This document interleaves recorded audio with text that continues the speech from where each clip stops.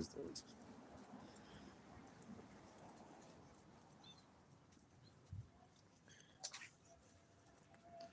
I don't know if you guys can see this or hear this, but if you can.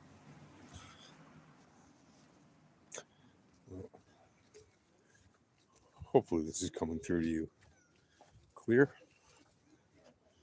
Anyway, so I want to give you guys a quick update following the last video where I mentioned to you that Israel is now tentatively, the government of Israel has been tentatively accepting the idea of a ceasefire with Hezbollah to end temporarily, at least, the war between Israel and Hezbollah, to stop the fighting, the shooting, the incessant back and forth of complaint cylinders. Well, their complaint cylinders in our response. And so the question is, should Israel accept a ceasefire with Hezbollah? Is it in Israel's interest?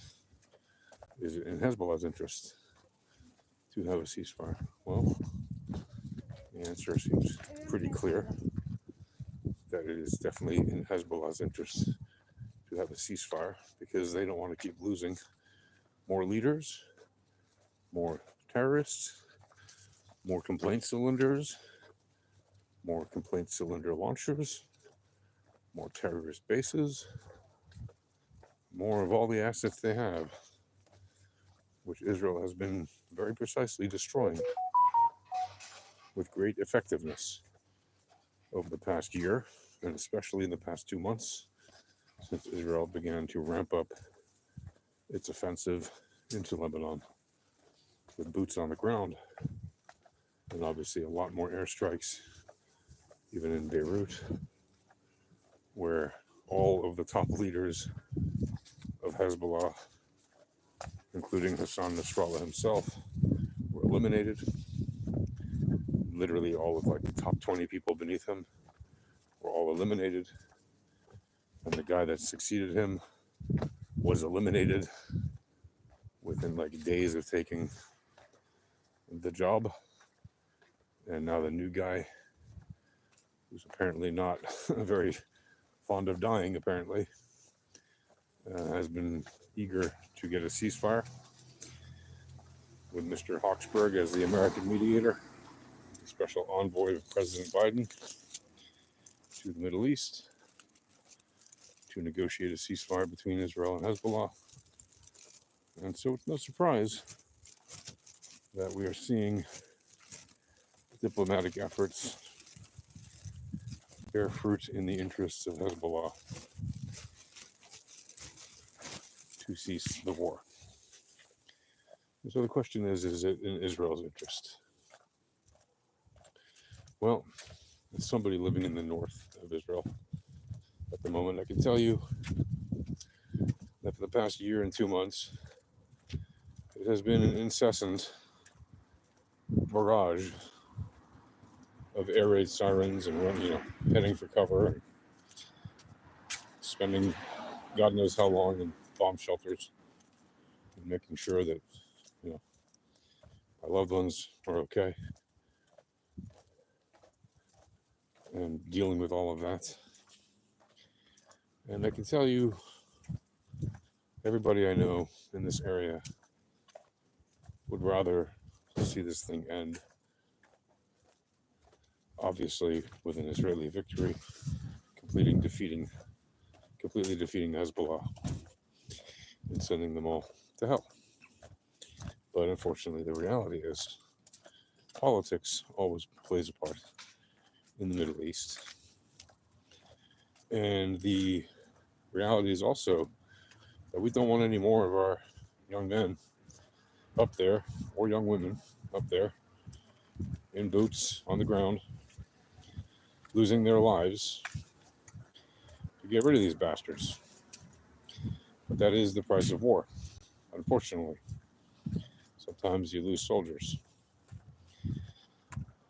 And it's a terrible price of war.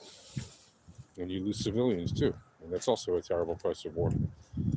And there has been no shortage of people who have in fact died on the Israeli side from the incoming complaint cylinders, right? Just the fact that we have a better air defense system doesn't mean that it's perfect, and doesn't mean that there's never any damage or injury or death. There's been all of the above, and by a lot. So it really comes down to what people here think is in the long-term strategic interest of the country. And it's pretty clear that if we just have a ceasefire, it's just going to mean they're going to load up on more weapons, and they're just going to keep them north of the Litani River, unless they just want us to completely obliterate them for violating the ceasefire agreement. And then when the time is right, in their opinion, maybe next time they'll have 300,000 weapons instead of 100,000. Maybe they'll have 500,000. Maybe they'll have 1 million. And then they'll just blast this country with everything they have and try to overwhelm us with 10,000 weapons a day instead of, however many hundreds or sometimes 1,000 a day that they've been sending. So, long term, strategically, it's not a very good idea. Realistically, people get tired of fighting wars and they want peace and quiet. Also, in the near term, it greatly reduce the risk of having more incoming complaint cylinders if there's actually a ceasefire in place. The problem with Lebanon is that Hezbollah is not part of their political system. That they have elected members of the Lebanese government, which is crazy. But they actually voted for those people to be in their government, even though those people from Hezbollah were a proxy of Iran, literally invaded their country and took over South Lebanon, and then infiltrated the rest of the country and have made themselves a political force. And they've legitimized themselves in the eyes of the Lebanese people, with whom Israel genuinely has no qualm and would much rather be at peace with. And there would easily be a peace if Hezbollah would leave Lebanon, or at least stop fighting against Israel. But they don't want to.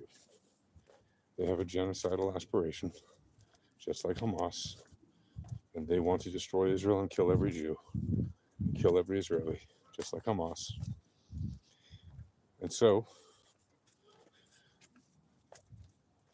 a ceasefire is certainly better than a continuing of war in the near term, but in the long term, it's not a solution. And it is very problematic. And unfortunately, it means that we are likely to see this chapter in Middle East history revisited at some point in the future, even if this ceasefire is accepted and enforced for the time being. Anyway, hopefully we'll see better days and we'll see real peace at some point. That's it for now. Talk to you guys later.